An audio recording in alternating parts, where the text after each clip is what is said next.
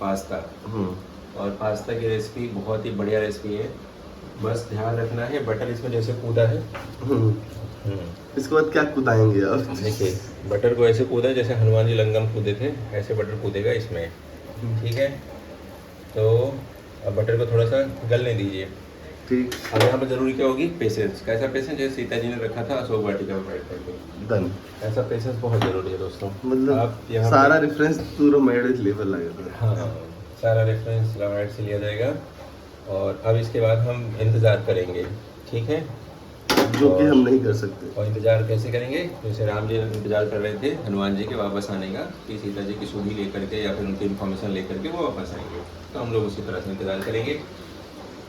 और अब देखते हैं, शायद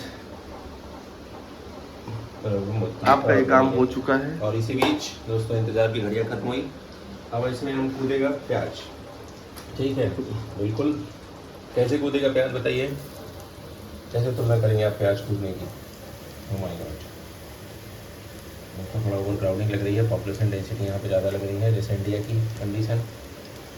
रोहिंग्या का आने के बाद जैसे हो गया था पश्चिम बंगाल, वैसे हमारी कढ़ाई का हो गया है हाल। और हम देखेंगे